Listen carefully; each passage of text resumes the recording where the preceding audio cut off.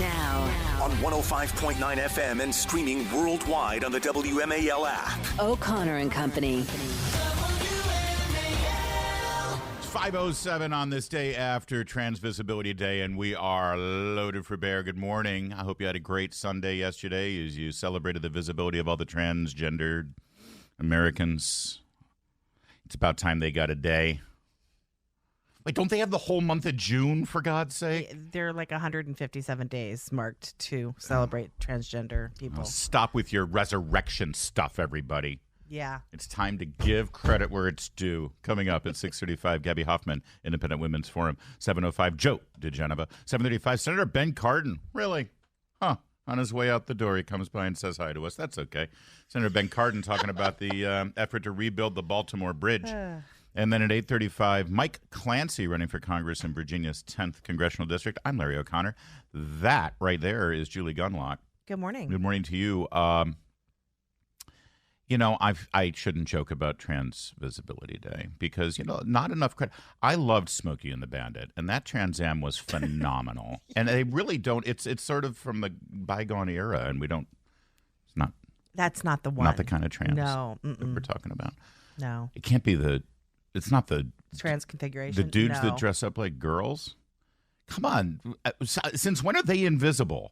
I know. Honestly, they are the shoved down your throat. I love all the messaging from the woke crowd yesterday. We see you. Yes, you are seen. You. How can you not see them? Exactly. They're freaking everywhere. Yeah. Have you heard of Dylan Mulvaney? I mean, my God. You seriously. Bud Light partnered with a trans. Didn't go well for them. No. But I mean, when you think about it, Bud Light felt confident that this would be some great influencer arrangement. Thank you have Bud Light. Is there anything more common, popular beer, top right? 10 all brands, American, yes. And we're going to pretend that they just don't get enough visibility. That they're somehow relegated to the corners of society. They've got their own flag, for They've God's got sake. their own flag. And let me tell you, if you go in my neighborhood, it's every other flag. It's everywhere, more so than the American flag. Even, right. You know what? It's even more ubiquitous than the Ukrainian flag around here, which is really that telling tells you something. Yeah.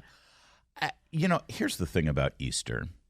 The resurrection of our Lord Jesus Christ that we commemorated yesterday. The day floats around. And I understand people are like, oh, these Christians. It's been around. It's been forever. It's always been March 31st. It just so happens this year it's on Christmas. As if the president of the United States' hands are tied. It's like, I'm sorry, Mr. President. He's like, wait a minute. It's Easter. Are you sure we should do this? How about we move it to Saturday instead? Also, maybe don't tweet about it before you put out an Easter message. Yeah, there was definitely a prioritization going exactly. on there. But it's like I assure you, a president of the United States could say, guys, listen, I know we do this every year, and I'm not going to be the guy who stops doing it. But how about we just make it April 2nd, okay? Make it March 29th. We can do that because it's not a real thing. We can decide on this day we're going to do this transgender visibility because, honestly, we don't want it to conflict with Easter. He can do that. Of course he can do it, but they hate Christians, honestly. And they're trying to piss people off. They are trying to divide. And, you put out a tweet I thought that was so because I was raging. I was sitting there seeing all this stuff. And then you put out this tweet that's like, calm down. Don't get mad. I was really just talking to you directly. I was subtweeting you. God, I hope Julie sees. I didn't tag you on it. Julie's going to lose it. No, but keep your head up. They want you to be pissed off. And by the way, we're obviously half joking in our rage this morning over this because the only thing that this should be confronted with is mockery and laughter. True, and that's why my favorite tweet actually was he, she, they, them, Z has risen. Did you miss that one? Oh, that's awesome. See, that's the way you approach this. This is the thing. I also do feel like this is one of these extremely online moments or Twitter moments where my parents had no idea it was transgender. Well, I'm glad they're listening right now at 5:11. Good morning. Morning, Julie's mom. I do think that the vast majority of people got up, had an Easter egg hunt, had, breakfast with their kids, opened their baskets, went to church, had, a brunch with the neighbors, and this didn't affect them. Yeah. I agree. I mean, it's our national leaders, and they're to be pushing fair, this. I mean, taking the religious aspect out of Easter for a moment, and just looking at how we secularly celebrate it, because there are people who just love Easter season. Which is the only way the White House apparently celebrates it now. With the pastels, yeah, and the ruffles and the frills, and it's it's one of the gayer holidays. Colorful dresses. Exactly. Bonnets.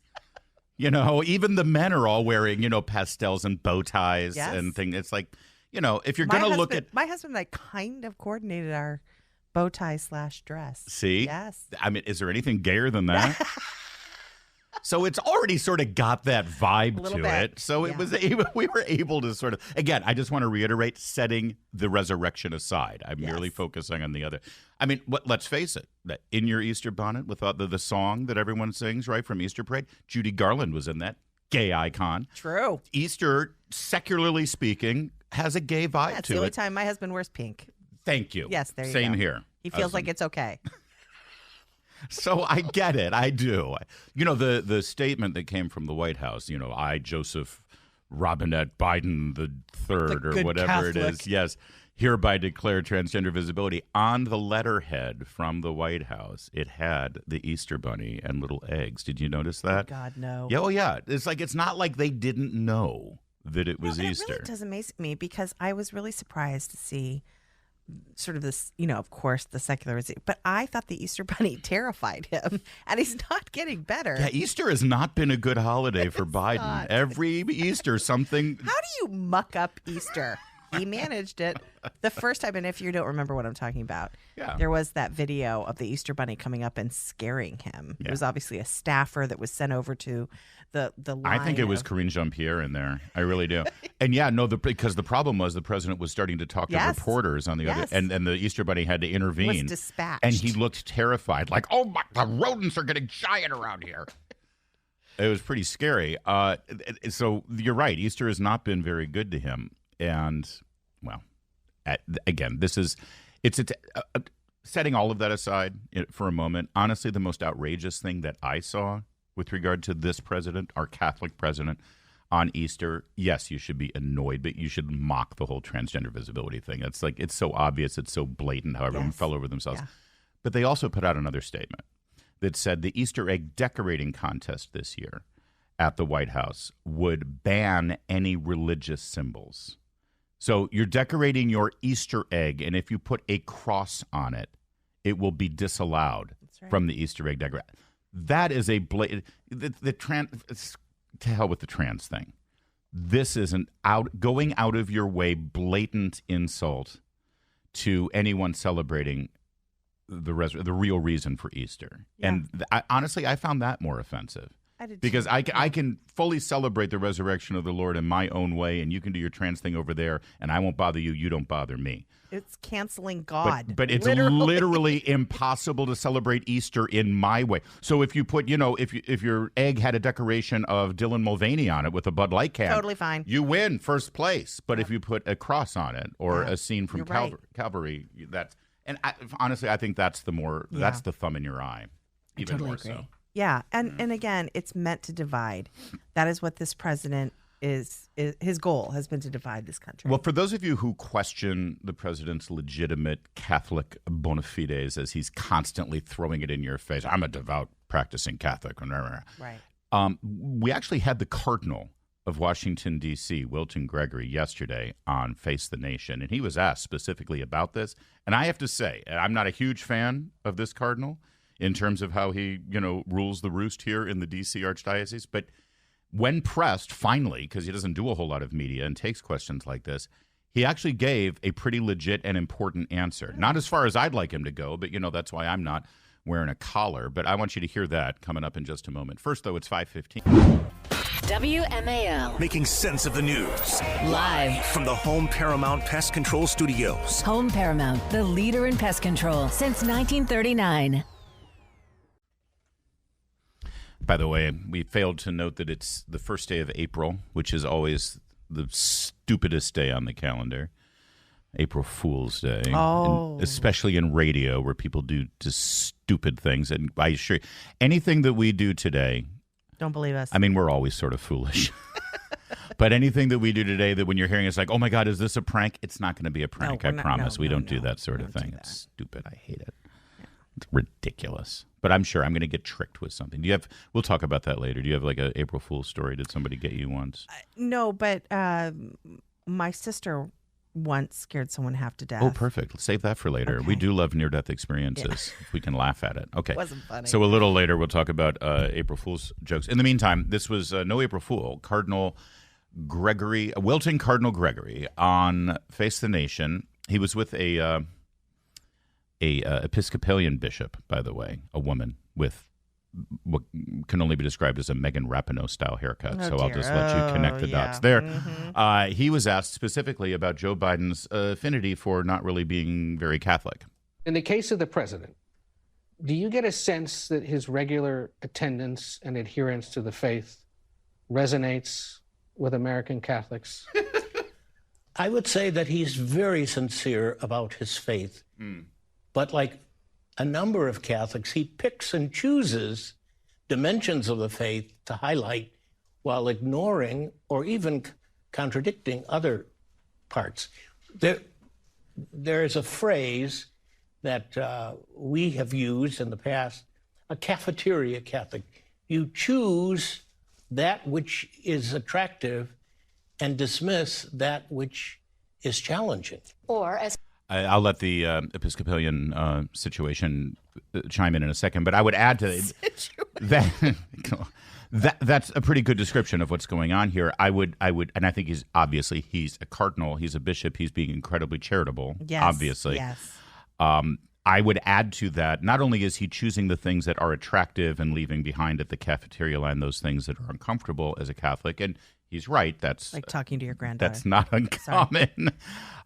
He isn't just choosing those things that are attractive. He's choosing those things that he can use as a political tool or 100%. weapon. It's even worse. It's because it's a Absolutely. cynical use of the Yes. faith, and he is obviously affording him. But that's It's the a most prop. That's the most I've ever heard from this man in Yeah. criticizing Joe Biden's Yeah, and he is being very Catholicism. but again, you're right. It is called a prop. It's a political prop. That's what he uses. or a weapon at Yes, times. yes. You know, if you start to criticize, well, yeah, So what the I'm a devout situation say? Catholic. Oh, all right. Well, here's the Episcopalian bishop. Which is challenging. or as Thomas Aquinas would say, you allow your conscience to guide you. Is there something It's on not the menu? exactly what Thomas Yes. Aquinas would say. No wonder you're in schism. I'm sorry, Aquinas was not a hero of what you guys ended up doing there following Henry VIII. I'll let her go, though. Not ordering, in your view? Well, So to speak? I would say there are things, especially in terms of the life issues, there are things that he chooses to ignore, or he uses the current situation as a political pawn rather than saying, look, my church believes this. So not bad. Yeah. Now, he should take it the extra mile and actually enforce the doctrines of the church and prohibit him from receiving the Eucharist. But, Yeah. you know, small baby steps, I suppose, I with suppose. with an incredibly political cardinal. Yes. But at least he said something. Yes, at least. Now, will Yes. somebody in the media today, in the press pool, say, excuse me, Karine, you always tell me about how Catholic the president is. Well, the cardinal just sort of publicly spanked him yesterday. Does he have a response? I doubt anybody will touch this. It's 5:21. Some of the pushback on President Biden declaring Transgender Visibility Day was swift and mighty, actually. Again, I still think Babylon Bee had the right approach in just mocking this Yes. kind of behavior. Yes. That said, outrage, absolute passionate outrage from Caitlyn Jenner, who, by the way, as a transgender individual, I think would also agree, yeah, we got plenty of visibility. You know, I've been at this for 10 years, and I Yeah, was on the I was cover on the of cover of Vanity Fair in my underwear. and won an award from ESPN. Yeah. Caitlyn Jenner said, I am absolutely disgusted that Joe Biden has declared the most holy of holy days, a self-proclaimed devout Catholic, as Transgender Day of Visibility. The only thing you should be declaring on this day is he is risen. Yeah. You know, honestly, I will say I appreciate that from Caitlyn Jenner, but, you know, he is the one who tried to normalize this early on and make it just a choice people can make, you know, and destroy their families and get divorced and change genders. It's all very normal. Let's have a reality show. So sometimes I'm a little frustrated because, you know, when he says something, people, you know, when Caitlyn Jenner speaks on this issue, people are like, oh, see, Well, he's Well, a large part of the reason we're here. Sure, and we in are this where we are. and in this case, it's our opportunity to say, see, Yeah, I get it. even he. Wow. Glenn Youngkin. No, but I take your point. I do. Glenn Youngkin, on the other hand, kept the outrage out of it and merely made the statement that needed to be said, which from Glenn Youngkin I think was powerful, which is the only thing to declare on Easter Sunday is hallelujah, he is risen. Mm-hmm. And that says it all. But that statement with a link to the Fox News article talking about how Biden had announced Transgender Day visibility on Easter Sunday, the Babylon Bee, for their part, Biden condemns Jesus for rising again on Trans Day of visibility. It's our day. That's right. There's Jesus trying to steal everyone's thunder again. See, that's how you do it. They never miss. They really really do never miss. never ever miss. So there it is. And there's a great picture of, Biden with his typical fierce, angry, shouting voice, pointing the finger that he usually points at you and me for being, normal Americans who love our country. Yeah. And again, don't forget the first message out of the White House was about Trans Visibility Day. It wasn't until later when and you have to wonder if the pushback was pretty epic, because later in the day they finally were like, oh, by the way, hey, happy Easter. I don't know. I mean, was there? It sure seemed pretty Twitter centric. Yeah, I don't know if they had any pushback. I think it was scheduled. And maybe. Did Karine Jean-Pierre ever tweet anything out about Easter? I know she tweeted multiple but tweets almost about every Trans Visibility Democrat Day. Yes, on Trans Visibility Day, nearly every Democrat was out there on Twitter. One other interesting thing about this, in terms of whether this is a Twitter phenomenon or not, the person who runs the X account called End Wokeness, discovered something really important about this. The White House has two different language accounts. They have an English account. They have a Spanish account, Spanish language account. On the English account, there is a mention of Easter, but there's like multiple things about Transgender Visibility Day. Right. On the Spanish-speaking account, there's Easter, nothing about Transgender Visibility Day. And they also acknowledge Cesar Chavez's birthday or something. That is. But they said if you are a Spanish-speaking American and you are looking at that on Twitter, you see nothing about Trans Day. It's just for us. Just a special gift for us. Problematic white people. Ooh, speaking of problematic white people, David French chimed in on this whole thing. And even better, his wife, Nancy. We'll get to that in a moment. WMAL-FM, Woodbridge, Washington, a Cumulus media station. Making sense of the news. News Talk 105.9. News now On 105.9 FM and streaming worldwide on the WMAL app. O'Connor and Company. Even now, as we continue to did you hear me there? 5:37. Sometimes it's clipped a little at the beginning. It's 5:37. Thanks for joining us here on this Monday morning, first day of April. No April Fools over here, though. I mean, no pranks, no jokes. I mean, if you want to call me a fool, I understand. It's all right. You won't be the first. You won't be the last. Thank you for joining us this morning. Coming up, we've got plenty to get to with the inimitable. Oh, I was going to jump right to Joe DeGenova, but no. First at 6:35, the effervescent Gabby Hoffman of Independent Women's Forum. Then at 7:05, the inimitable Joe DeGenova. At 7:35, Ben Cardin, senator from Maryland on the Baltimore Bridge. And then at 8:35, Mike Clancy running for Congress in Virginia's 10th. Larry O'Connor here, Julie Gunlock there. So there's this guy named David French. Mm-hmm.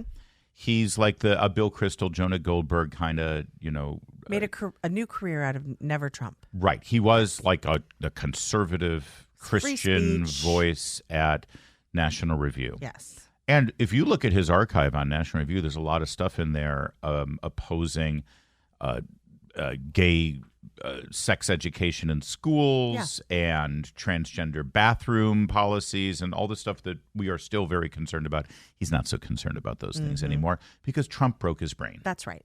And now he's moved from National Review to the New York Times. Yes. For a while there, he wrote at The Atlantic, though. Yes. So there was a headline going around yesterday on the Atlantic letterhead, and it said, Easter and Trans Day of Visibility. And it's a column by David French. And by the way, let me just stop for a moment. you can count almost every Sunday. It's usually every Sunday or every weekend in the New York Times. There is a David French bylined article slamming Christians, conservative Christians who support Trump. Yes. And he basically says he calls them sort of MAGA Christianity. Right. White Christian nationalists. He's featured in Rob Reiner's documentary that nobody saw about the rise of white nationalism in Christianity and how it's destroying our country. He's joined with two other sort of mega church woke pastors. Woke pastors to sort of lecture, tisk with finger wag, Christians who support Trump over people like Hillary Clinton, the noted Christian Hillary Clinton, lecturing them. And all these guys, including Bill Kristol and Jonathan Last, they've all sort of found these are all conservative voices who were at the Weekly Standard National Review, who have just sort of found their way to this new place where, as a true conservative, they're okay with abortion. Yep. And they're okay with all of these things. And but David French goes the one step further, maintains that he's still the real conservative and he's the real Christian, and he lectures the rest of us for actually sort of staying true to our North Star on issues. Okay, so that's the big buildup here. So here's the David French byline at The Atlantic. Easter and Trans Day of Visibility. Christians are upset that Trans Day of Visibility falls on Easter this year, but what would Jesus do? Jesus would open his arms and embrace his children, and you should too. Now, let me quickly let you know that that's fake. It's fake. Somebody made that. They mocked up. Somebody mocked up a David French column. This has become kind of a thing. People do pretend David French headlines. Right. And they're very funny and they go viral because they're 100% believable. Yes. If I hadn't told you that was fake, you would be like, oh yeah, I can see him writing it tracks. that. It tracks. It tracks. Exactly. Well, I'd say this for David French. He has an incredibly loving and loyal wife. Yes. Who goes out of her way to defend her. She is also a writer and commentator herself. Her name is Nancy French. And by the way, she's going through cancer treatments right now, and we certainly pray for her and wish her the best. But as a vociferous defender of her husband, she sadly brought more attention to this spoof she did. than anyone would have ever seen. In fact, I believe I only saw this because Nancy French tweeted it out angrily. Yes. And said, this is completely fake. Created to agitate people on Christianity's most holy day. The obsession with David French is absurd. Now, number one, I would like her to see this much outrage toward Joe Biden for dividing and agitating people on Christianity's most holy day. Would be nice. She had no anger comment. at the White House for agitating Christians Easter on this holy day. The only thing taking away religious symbols on the White House grounds. Thank you. Yes. But secondly, I mean, does she not realize how genuine this looks? Doesn't she? Is she not a little circumspect about? Ooh, they kind of nailed it here. The fact that someone sent this to me. Okay, fine, it was you, and I thought that was real. I was sort of like, oh, here we go. Right. Because I sort of roll my eyes at David French columns now. Yeah. When I see them, I'm like, whatever. And I don't waste my time reading David French articles, but or sometimes I'll go through them if they're particularly spectacularly wrong. And I know we're going to talk about it, but really this headline completely tracks. It's totally something David French would write. Yes. Kid, I want to read you an exchange in the comments under her post. This is very funny. So somebody, one of her new woke friends over there on the true conservatives, replied and said, "Why are you upset?" Oh no, it said, "Are you saying you and your husband don't believe in embracing the trans community?" And she replied and said, "I'm just saying this is a fake article." I'm just saying. And the person replied, "Why are you upset about a fake article that promotes embracing a marginalized community? Your tweet very much comes across as having transphobic undertones." Enjoying your new friends? And she replied and said, "I just don't like fake articles." And the person replied, "You have a responsibility to specify that you don't disagree with the message." Right. It's the whole Seinfeld, Not that there's anything wrong with that. They wanted her to do that Seinfeld. Not that there's anything wrong with that. This article is a beautiful and true sentiment. It's just fake. Right, David would not say that. Exactly. While I agree with this, this isn't what he actually said. And that's when Nancy French stopped replying to this one individual. And she was like, I shouldn't have done this. I shouldn't have done this. Once again, I want to remind everyone, no April Fool's jokes here. No April Fool's jokes, sadly. Everything you're hearing is true and legit. I wish it was a joke. This is a great moment in broadcast history that happened on BBC. This is beautiful. I love this. The president of Guyana, which is an impoverished black. Guyana's in South America, I believe, right? Isn't Guyana where the Jonestown was? Oh, is it in Africa? Oh, Okay. Okay. No. Maybe one of us should look. Yeah. Before we go into a segment. It doesn't matter where Guyana is. It's a predominantly black nation. And the president of Guyana, they've recently discovered oil. It is South America. It is South America. That's where Jonestown was. Yeah, okay. Guyana. And why are you surprised? That's what I said. Okay, yeah. No, go on. Let's move on. Let's go. The point is, I was right and you were wrong. Okay, fine. And that's what you're not saying. Got it. Guyana.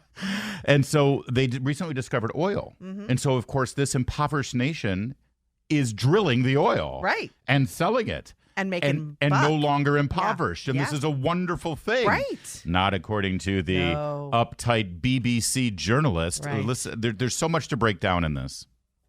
Take a big picture look at what's going on here. Over the next decade, 2 decades, it is expected that there will be $150 billion worth of oil and gas extracted off your coast. It's an extraordinary figure. But think of it in practical terms. That means, according to many experts, more than 2 billion tons of carbon emissions will come from your seabed, from those reserves, and be released into the atmosphere. Now I'm going to let you finish there, Clyde, but hear what he did there, that carbon emissions are coming from your seabed. And the president of Guyana could say, oh, no, my friend. We're just going to drill the oil. If there are any carbon emissions, it's from you driving around England and in the Cotswolds and all of your friends over in China that make things for you driving. I'm not burning anything. I am the supply. You are the demand. Yeah. As soon as you stop burning your carbons, then I will not have a market for my oil. Yeah. But how dare you drill that oil that we have to burn? That's right. But what this really is this is a pampered elitist sitting there. Whose own country used fossil fuels Of course. to lift its people out of poverty Over the last 150 years. 150 years ago. That's right. But these these South American and African countries aren't allowed to do that. Right. He wants this man and the people in his country to sit there and eat banana peels when they're starving. That's right. So, grow asparagus, organic asparagus. Thank you very much. But this guy is great. I don't know if you, as a head of state, went to the COP in Dubai. Let me stop you right there. Love it. Do you know that Guyana has a forest forever that is the size of England and Scotland combined? I love that. A forest that stores 19.5 gigatons of carbon. A forest that we have kept alive. A forest that we have kept alive. Does that give you the right? Does that give you the right to release all of this carbon? Does that give you the right to lecture us on climate change? I am going to lecture you on climate change. Oh, it's so beautiful. It's like this BBC guy. These are the same people who say colonizers are all, the white people go, oh yeah, colonizing is terrible, Exactly. and then this is a form of that, of course, of suggesting that you should only think the way I do, that you should think the way of a developed country that can sit there comfortably and not use fossil fuels after they've already lifted their people out of poverty. It's absolutely disgusting. I am going to lecture you on climate change because we have kept this forest alive that stores 19.5 gigatons of carbon that you enjoy, that the world enjoy, that you don't pay us for, that you don't value, that you don't see a value in, that the people of Guyana has kept alive. Yeah, remember when they used to say, the jungles of South America are America's lungs, and we can't let Brazil expand and deforest the Amazon and stuff. And so Guyana's like, okay, we'll keep all our trees. We won't clear cut them. We won't make factories. And they get nothing for that. Right. We want you to stay impoverished. Yeah. I'm not finished as yet. I am just not finished as yet because this is the hypocrisy that exists in the world. The world in the last 50 years has lost 65% of all its biodiversity. We have kept our biodiversity. Are you valuing it? Are you ready to pay for it? When is the developed world going to pay for it? Or are you in the pockets? Are you in the pockets of those who have damaged the environment? That's right. This is Irfan Ali. He's the president of Guyana. I don't know anything about him other than what he just did to this uptight liberal BBC journalist, and it was beautiful. Yeah, it was. I mean, the absolute arrogance of this BBC reporter. And you're right. It's colonization.